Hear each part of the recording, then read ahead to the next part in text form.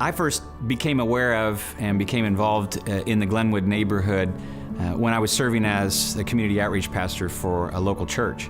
And the Glenwood neighborhood is an urban neighborhood in Evansville Center City. There was a movement happening in that neighborhood where institutions and people and groups were coming together to partner with the neighbors there.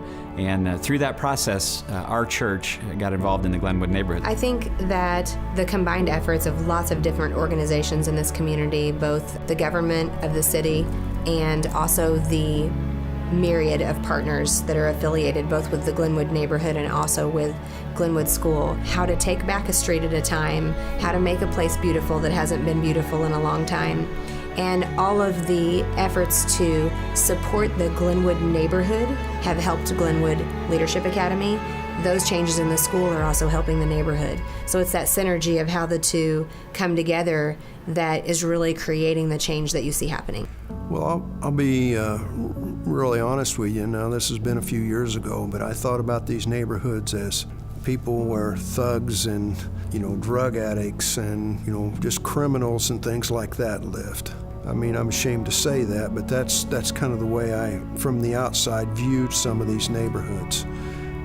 After you talk to some of the people and you work in some of the neighborhoods and see the people, that's not the case. There's some criminals and there's some of those situations in these neighborhoods, but there's a whole lot of good people.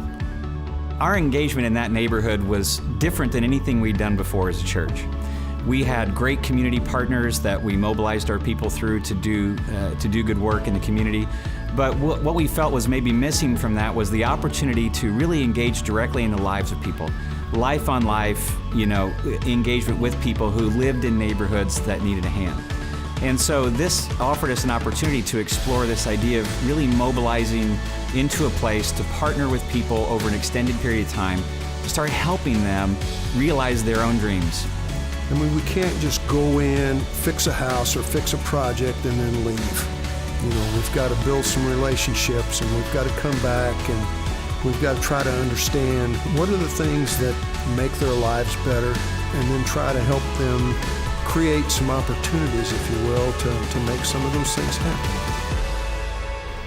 Some of us could be living in very different circumstances if the right people hadn't intervened along the way and said, this is what you're capable of. And that's the kind of work that pastors and teachers and community leaders do. They step in when a child is at a very malleable state in their life, and they say, this is what your future can look like. This is what your future should look like. And that's what breaks the poverty cycle. Jesus calls us to be people who love our neighbors as ourselves. And this is the essence of loving your neighbor, helping people because they need help. And not to view people as a charity case or somebody who is a receiver and you're a giver, but rather to see people as human beings created in the image of God, to be reconciled to Him, and to come alongside of that and to love them, but to help them figure out how to kind of deal with some of the challenges of their community, and to not for them to be our charity case, but to be our friends and our partners in work. I can tell you, initially, I didn't think we could make a difference. The problem is too big, and it is huge. But it seems like one house at a time, one project at a time, one family at a time that we are.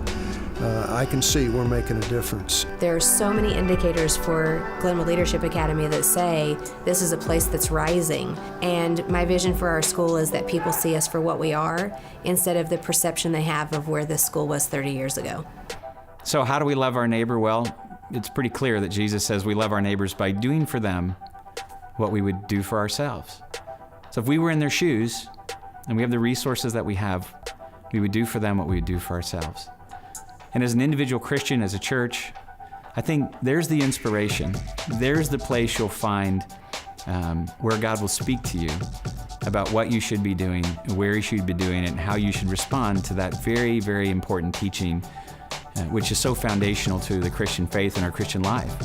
And if you do that, I think then it will become clear to you the places, the partners, the people, the churches, the nonprofits, the institutions, the places that you will be able to invest to meet the needs of people that are around you.